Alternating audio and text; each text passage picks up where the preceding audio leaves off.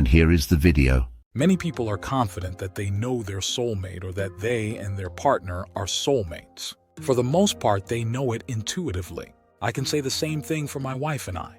However, I believe that there are other signifiers that make it more certain. First, if you look at the 10 synchronicities that are common among soulmates, we meet 8 of the 10. These 10 criteria were found on ChatGPT. Meeting at the right time. Soulmates often seem to meet each other at just the right moment in their lives when they are both ready to embark on a meaningful relationship. Shared interests and passions. They may discover that they have numerous shared interests, hobbies, or passions which can create a strong initial bond. Similar life experiences.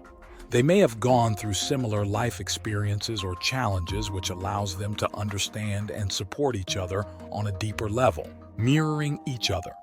They may notice that they have complementary strengths and weaknesses or that they mirror each other's personalities in certain ways. Repeated encounters. Before officially meeting, they may have encountered each other multiple times in different places or contexts, as if the universe was nudging them towards each other. Dreams and visions. They may have dreams or visions about each other before they meet in person, or they may feel a strong sense of déjà vu when they finally do meet. Signs and symbols. They may notice recurring symbols or signs in their lives that seem to point them towards each other, such as seeing the same numbers or animals. Intuitive knowing. They may have a strong intuitive sense that they are meant to be together, even before they have concrete evidence or reasons to support this feeling.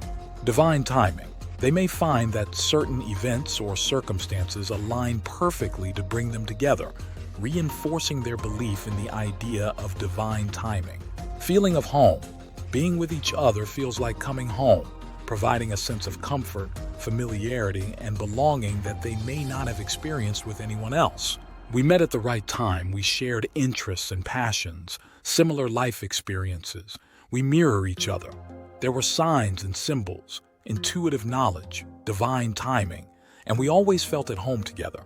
We had similar life experiences. We were both born into fundamental evangelical families and mirrored each other by complementary strengths and weaknesses. While we were both cerebral and intuitive, I was more cerebral, wanting facts and knowledge, and she was far more intuitive with a knowing at the spiritual level. This is an example of the masculine and feminine energies. It is in this way that we complete each other. The synchronicity was that we both rejected the toxic aspects of evangelical dogma at an early age. But because of life experiences, we both came back to evangelicalism. Upon our return, I was led to study theology and church history and find logical reasons for rejecting evangelical dogma. She, on the other hand, rejected it because of intuition and what you could call spiritual revelation. Ultimately, it took the combination of the two of us to allow a comfort in rejecting evangelical dogma out of hand. I provided the intellectual study, and she provided the intuitive revelation. Here again, we both had both the intellectual and intuitive nature working within us, but the strength of her intuition and the extent of my intellectual study made it a match made in heaven. We met at just the right time. I was born in Michigan years before her, and she was born in New York. Interestingly, we both moved to the San Francisco Bay Area in the same year. However, we did not meet until 11 years later. During that time, we lived in the same neighborhood without meeting, but were in proximity within blocks. During this 11-year period, I was teaching theology, studying and growing certain that evangelical dogma was incorrect. She was facing some struggles and through intuition realizing that evangelical dogma was off the mark and was receiving alternate meanings to scripture that were apropos and timely. Had we met before, that our synergy would not likely have been in sync. Our shared interest and passion was that we both had a relationship with Jesus, and we both knew that the doctrine we were taught was in gross error. It was in this way that our meeting took place. I was teaching theology at a small church in Oakland, CA, and two of her close friends came and were impressed with my teaching and insight. Subsequently, they brought her along with them, and the rest is history.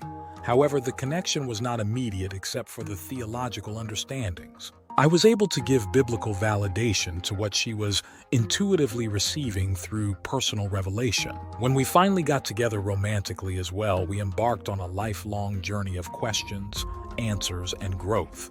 We both gradually moved from solely Christianity to an eclectic spirituality. She was drawn to yoga and was reading Eckhart Tolle's work. I was exploring Hermetics, the Tao, and frontline science and consciousness. Throughout this entire journey, we have complemented one another and have formed a complete entity where the two have become one flesh. If you found this interesting and informative, and if it resonates with you, please like, subscribe, comment, and share.